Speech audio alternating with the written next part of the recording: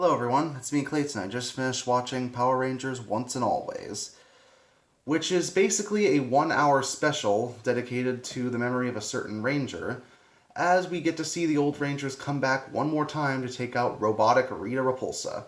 It's as cheesy and about as utterly campy as you'd expect, but that's always been the case with Power Rangers.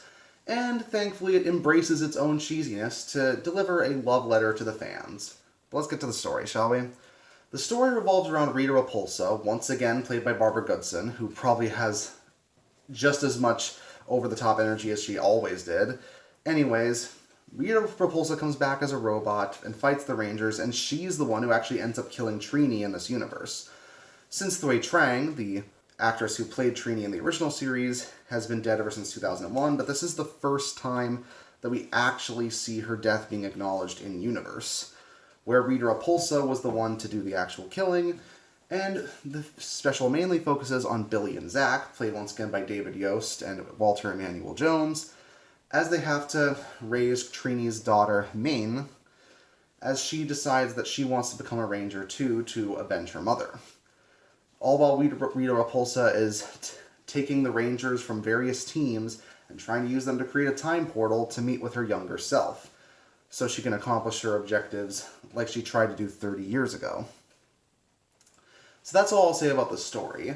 The story here moves pretty fast, and it goes from set piece to set piece, as you'd probably expect from a special that's only a little under an hour long.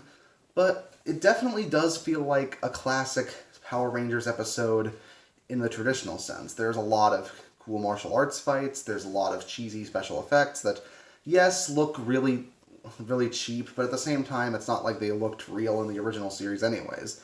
You get the sense that a lot of the effects and a lot of the cheesy writing and acting was almost like an homage to the original series' cheesy writing and acting, as much as it is just cheesy on its own. So I personally didn't mind it all that much, even with the return of Alpha as a supporting character. Unfortunately, Zordon is not there either, so we can't hear anything from his actor at all.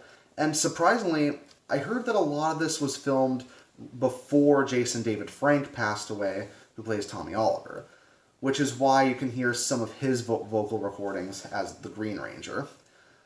Granted, they do have a in loving memory segment at the end for him as well as Trini, but you get the sense that the producers couldn't have possibly known that Tommy would end up dying before the special would even make it to air. So I understand why it was made the way it was. But with certain cast members missing, and with the fact that the special seems to wrap things up pretty quickly when it comes to the battle against Robo Rita and a final send-off for our characters, you get the sense that this probably isn't going to be the last time we're going to see the old guard again.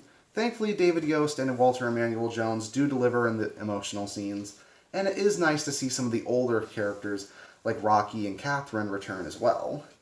But mainly as a love letter for old-time fans, I'd say it's good enough for a one-off. I have no idea how many other cameos the old Rangers are going to get over the years, but as far as this one goes, I think it's a refreshing trip down memory lane and a loving tribute to one of the old guard as well. We'll remember Trini and we'll remember Tommy, and they'll always be Rangers in our hearts. Once and Always gets a 7.5 out of 10 from me.